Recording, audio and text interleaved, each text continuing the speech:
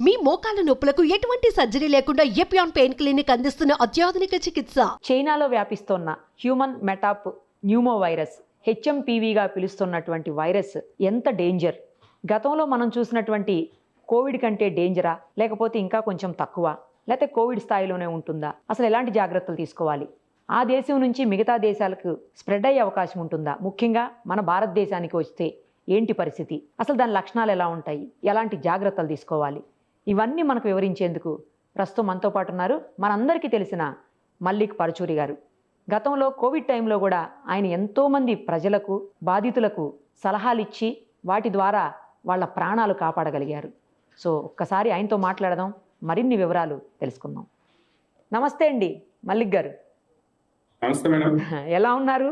బాగున్నా madam. Covid తర్వాత మల్లిక్ పరుచూరి అంటే తెలియని వాళ్ళు లేరు, అలా అయిపోయారు మీరు. అందుకే ఏదన్నా కొత్తది వైరస్ ఇండియాలోకి వస్తుందేమో, లేకపోతే ప్రపంచంలో ఎక్కడన్నా కనిపించిందేమో అనిపించగానే ముందు మీరే గుర్తొస్తున్నారు. ఇప్పుడు హెచ్ఎంపీవీ వైరస్ గురించి చెప్పండి. ఇది కూడా సేమ్ అలాగేనా, కోవిడ్ లాగేనా, లేకపోతే ఇంకా డేంజరా, లేకపోతే కొంచెం తక్కువ? ఎలాంటి జాగ్రత్తలు తీసుకోవాలి? దీనికి మెడిసిన్ ఉందా? ఏంటి పరిస్థితి చెప్పండి. మనకి ఈ హెచ్ఎంపీవీ వైరస్ ఇదివరకు సార్స్ లాగే రెస్పిరేటరీ ఇబ్బందులు వస్తున్నాయి అని చెప్పి మనకి చైనా నుంచి న్యూస్లు వస్తున్నాయి. ఇప్పుడు ఇదివరకు మనకి కోవిడ్తో పోల్చుకుంటే, ఈ హెచ్ఎంపీవీని కోవిడ్తో పోల్చుకుంటే ఎలాగంటే, అంతకుముందు మనకి సార్స్ 1 వచ్చినప్పుడు పెద్దగా ఇబ్బంది కలిగించలేదు. జస్ట్ కొంతమందిని ఇబ్బంది పెట్టేది, వెరీ రేర్ కేసుల్లో మామూలు మిగతా వాళ్ళందరికీ జలుబు దగ్గులా వచ్చి వెళ్ళిపోయేది. బట్ SARS-CoV-2 వచ్చేసరికి ఎక్కువ మందిని, స్పెసిఫిక్గా డెల్టా వైరస్ అయితే చాలా ఎక్కువ ఇబ్బంది పెట్టింది. అదేలాగా మనకి ఈ హెచ్ఎంపీ వైరస్ కూడా ఇప్పుడు అంతకుముందు 2001లో ఫైండ్ అయింది ఏంటంటే, అది వైల్డ్ టైప్. ఆ టైప్లో ఏంటంటే మనకి పెద్దగా రెస్పిరేటరీ ఇన్ఫెక్షన్, జలుబు దగ్గులాగా వచ్చేసాయి. బట్ అంత ఇబ్బంది పెట్టలేదు. వెరీ ఇమ్యూనో కాంప్రమైజ్డ్ పీపుల్ తప్ప మిగతా వాళ్ళని అంత ఇబ్బంది పెట్టలేదు హెచ్ఎంపీవీ. బట్ ఇప్పుడు వస్తున్న న్యూస్ ఏంటంటే, చైనా నుంచి ఫుల్ డేటా అయితే రావట్లేదు, బట్ సంథింగ్ హెచ్ఎంపీవీ 2 అనుకోవచ్చు దీన్ని. ఈ హెచ్ఎంపీవీ 2లో ఏమవుతుంది అంటే, మనకి ఎక్కువ మందికి రెస్పిరేటరీ ఇన్ఫెక్షన్స్ బాగా సివియర్గా వచ్చి లంగ్ ఇన్ఫెక్షన్లు, కొన్ని డెత్స్ అవుతున్నాయి అని చెప్పి మనకి ఎక్స్లో ట్రెండ్ అవుతున్నాయి. సో వాటిని బట్టి ఈవెన్ చైనా గవర్నమెంట్ కూడా స్టేట్ ఆఫ్ ఎమర్జెన్సీలు రిలీజ్ చేసినట్లు, అట్లాగే ఏదైతే మన కేంద్ర సంస్థలు కూడా ఒక హెల్ప్ ఇస్తున్నాయి. సో వీటన్నిటి దృష్టిలో పెట్టుకొని జాగ్రత్తగా ఉండాలి అనేది మన SARS-CoV-2 అనుభవం. కోవిడ్ అనుభవం ఏంటంటే, ఈ respiratory infections already lung involvement ఉన్నప్పుడు జాగ్రత్త పడాల్సిందే అనేది మన యొక్క పాత అనుభవం. కాకపోతే ఇప్పుడు మేడం అన్నట్టు ఇదివరకు ఇట్లాగా ఫ్లైట్లన్నీ ఆపేస్తారా అంటే, SARS-CoV-2 అనుభవం తర్వాత ఫస్ట్లో వెరీ స్ట్రిక్ట్ లాక్డౌన్స్ అమలు చేసినటువంటి చైనా, ఆ తర్వాత అక్కడొచ్చిన పీపుల్ నుంచి వచ్చిన ప్రెజర్కి లాక్డౌన్, ఈవెన్ చైనా కూడా జీరో కోవిడ్ స్ట్రాటజీతో ఉన్న చైనా కూడా లాక్డౌన్లు ఎత్తేసి సివియర్గా మొత్తం అంతా కూడా స్ప్రెడ్ అయిపోయి అందరూ ఇన్ఫెక్ట్ అయ్యే పరిస్థితి. ఆల్మోస్ట్ ఒక 2 సంవత్సరాలు కాపాడుకుంటూ వచ్చి కూడా చివరి స్టేజ్లో పీపుల్ నుంచి వచ్చిన ప్రెజర్కి లాక్డౌన్స్ ఎత్తేసి జీరో కోవిడ్ పాలసీకి తిలోదకాలు ఇచ్చింది. ఇప్పుడు ఆ అనుభవంతో ఇప్పుడు హెచ్ఎంపీవీకి వాళ్ళు లాక్డౌన్ పెడతారా అంటే పెట్టకపోవచ్చు, అట్లాగే ఫ్లైట్లు ఆపుతారా అంటే ఆపరు, అట్లాగే పోనీ వాళ్ళు ఆపరు, మన కేంద్రం ఏమన్నా ఆపుతుందా అంటే అటువంటి పరిస్థితి అయితే లేదు. రెండోది, వీటిని అంతా ఎందుకంటే కోవిడ్ అనుభవం నుంచి హైప్ ఎక్కువ చేసి డెల్టాలో అయితే విపరీతంగా డెత్స్ జరిగాయి, ఈవెన్ ఆక్సిజన్ అన్న పరిస్థితులు చూసాం, ఇవన్నీ చూసాం. బట్ తర్వాత ఒమిక్రాన్ ఇటువంటి వేరియంట్ల వల్ల సివియారిటీ తగ్గింది. ఓకే, డిసీజు మనకి సింటమ్స్ సివియారిటీ తగ్గింది, లోపల ఎఫెక్ట్ ఎంత చేస్తుందా అనేది లాంగ్ టర్మ్ చాలామంది రకరకాల ఇబ్బందులు పడుతూ ఉన్నారు. బట్ చూద్దాం. బట్ హెచ్ఎంపీవీకి మటుకు కోవిడ్కి ఏదైతే లాక్డౌన్స్ చూసారో అవి ఇప్పుడు అయితే ప్రస్తుతం ఉన్న పరిస్థితుల్లో అయితే మనం చూడకపోవచ్చు. ఈ ఫ్లైట్లు ఆపటం ఇది అనేది జరిగే పనే కాదు. ఎందుకంటే ఓకే, మనం చైనా ఫ్లైట్స్ ఆపుతాం, ఓకే, బట్ చైనా నుంచి యూఎస్ వెళ్ళేవాళ్ళు, చైనా నుంచి జపాన్ వెళ్ళేవాళ్ళు, కొరియా వెళ్ళేవాళ్ళు, మళ్ళీ అక్కడి నుంచి ఇట్లా రావడం, ఇవన్నీ మనం కోవిడ్ ఎక్స్పీరియన్స్లో ఏంటంటే, ఒక కంట్రీకి ఆపినందు ద్వారా బైలేటరల్ ఒప్పందంలో ఆ కంట్రీ నుంచి అక్కడికి వెళ్ళి, అక్కడ నుంచి అంటించుకొని ఇక్కడికి వచ్చి ఇవన్నీ చూసాం. యూరోప్ వెళ్ళింది ఫస్ట్ కోవిడ్, యాక్చువల్లీ యూరోప్ వెళ్ళింది. యూరోప్ వెళ్ళి ఇటలీలో ఎక్కువ మంది చనిపోయి ఆ తర్వాత అక్కడ నుంచి ఇండియాకి వచ్చాయి. సో ఈ అనుభవాలను బట్టి ఏంటంటే, గ్లోబల్ లాక్డౌన్ పెడితే తప్ప వైరస్ని అడ్డుకోలేము. అట్లా అని ఇప్పుడున్న ఎకానమీలో గ్లోబల్ లాక్డౌన్స్ అనేవి సాధ్యం కాదు కాబట్టి, లేకపోతే గ్లోబల్ కంటైన్మెంట్ అనేది సాధ్యం కాదు కాబట్టి హెచ్ఎంపీవి వస్తుంది. ఇప్పుడైతే రాలేదని చెప్పి ప్రకటించారు, వస్తుంది.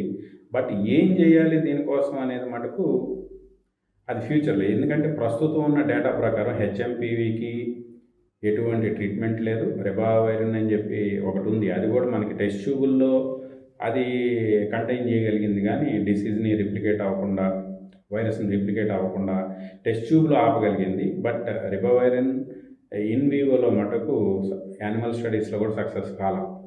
మిగిలిన ఏకైక డ్రగ్ ఇప్పటివరకు ప్రస్తుతానికి హెచ్ఎంపీవీకి అయితే అలోపతిలో రెబావైరిన్. అదైతే మటుకు ఎఫికసీ అంత బాగాలేదు.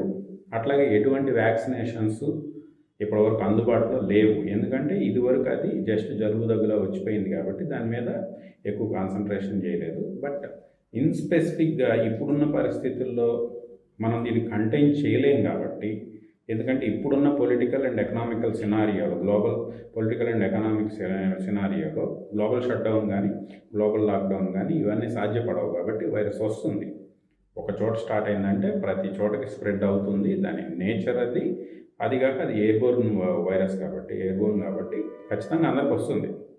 బట్ ఎలా దీన్ని ఎదుర్కొంటారు అనడానికి అట్లీస్ట్ మనకి సార్స్లో ఏంటంటే SARS-1 యొక్క అనుభవం, లేకపోతే SARS-1 ఇలా వస్తుంది, ఇలా రిప్లికేట్ అవుతుంది, దీనికి ఈ RDRP ఇన్హిబిటర్లు ఉంటాయి, 3CL-Pro ఇన్హిబిటర్లు ఉంటాయి, ఇట్లా ఏవైతే ఒక రీసెర్చ్ జరిగిందో హెచ్ఎంపీవీ మీద అటువంటి రీసెర్చ్ పెద్దగా ఇప్పటివరకు ఏమీ జరగలేదు.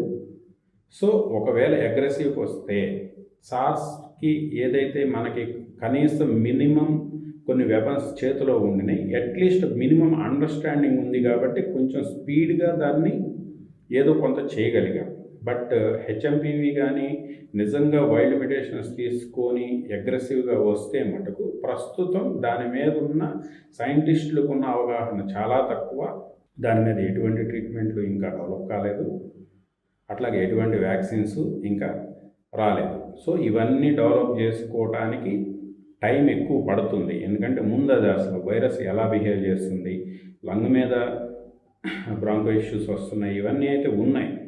బట్ పూర్తి మెకానిజమ్స్ ఇంకా డిఫైన్ కాలేదు కాబట్టి, మెకానిజం డిఫైన్ అవ్వకుండా దాన్ని టార్గెట్ చేయడం ఇబ్బంది కాబట్టి దానికి సంబంధించిన ట్రీట్మెంట్లు డెవలప్ అవడానికి అయితే కొంత టైం అయితే తీసుకుంటుంది. ఆ టైంలో మటుకు కొంత లాస్ అయితే ఉండొచ్చు. బట్ అలోపతి కాకుండా అదర్ దాన్ మనకి కొన్ని ఆల్రెడీ ఈ న్యాచురల్ సప్లిమెంట్స్లోకి వచ్చేసరికి గింగోలిక్ యాసిడ్ అని, లేకపోతే మనకి రెగ్యులర్గా ఇదివరకు కోవిడ్లో కూడా వాడాం క్వర్సటైన్ కానీ, ఇవన్నీ కూడా ఇన్విట్రో స్టడీస్లో కానీ, లేకపోతే మైస్ మీద చేసిన స్టడీస్లో కానీ, ఈవెన్ క్వర్సటైన్, రెజరోటాల్ ఈ కాంబినేషన్లో కూడా రిప్లికేషన్ స్లో చేయగలిగాయి.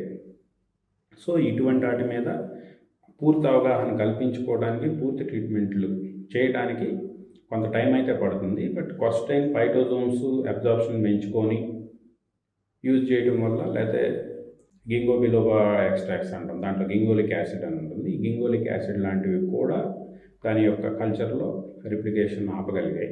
బట్ ఇవన్నీ కూడా మోస్ట్లీ ఇన్విట్రో స్టడీస్. చాలా హ్యూమన్ ట్రయల్స్ అయితే ఇంతవరకు హెచ్ఎంపీవీ వైరస్ మీద యాక్ట్ చేసే ఎటువంటి డ్రగ్ ఇంతవరకు అయితే అవైలబుల్ లేదు. సో ఇవన్నీ దృష్టిలో పెట్టుకొని ఏంటంటే ఎస్పెషల్లీ HMPV-1 అనుకోవచ్చు. 1 యొక్క అనుభవాలు ఏంటి అంటే బేసిక్గా immuno compromised old age people, immunity తక్కువ ఉన్న ఓల్డ్ ఏజ్ పీపుల్, చిల్డ్రన్లో కూడా కొంచెం అగ్రెసివ్గా చూపిస్తుంది. సో వీటన్నిటిని దృష్టిలో పెట్టుకొని ఇటువంటి సెక్టార్ పీపుల్ మొత్తాన్ని కొంచెం జాగ్రత్తలు ఎక్కువ పెంచుకోవడం ద్వారా కొంతవరకు రక్షణ పొందవచ్చు. బట్ స్కూల్ గోయింగ్ చిల్డ్రన్స్ని మనం ఎంతవరకు కంట్రోల్ చేస్తాం అనేది SARS-CoV-2 అనుభవాల్లో చూసాము. Maybe impossible, but regular watch అనేది చాలా ఇంపార్టెంట్. ఇవన్నీ చూసుకొని నెక్స్ట్ స్టెప్స్ తీసుకోవాలని చెప్పి గవర్నమెంట్ సైడ్ నుంచి కూడా డేటా కోసం ఇతర కేంద్ర సంస్థలు లేకపోతే అదర్ రీసెర్చ్ ఇన్స్టిట్యూట్ నుంచి డేటా కోసం వెయిట్ చేస్తున్నాం. మాలాంటి ఫ్రీలాన్సర్ రీసెర్చర్స్ డేటా ప్రొవైడ్ చేస్తే మేము కూడా చాలా స్పీడ్గా దీని మీద ఎక్కువ అనాలిసిస్లు, ఇంటర్ప్రిటేషన్ చేసుకొని ఒక పీపుల్కి ఒక మంచి అవగాహన కల్పించడానికి అవకాశాలు ఎక్కువగా ఉంటాయి. చూద్దాం ఎంతవరకు వెళ్తుందనేది చూద్దాం. Thank you so much. Suman టీవీలో మీ పర్సనల్ అండ్ బిజినెస్ ప్రమోషన్స్ కోసం కింది నెంబర్కి కాంటాక్ట్ చేయండి.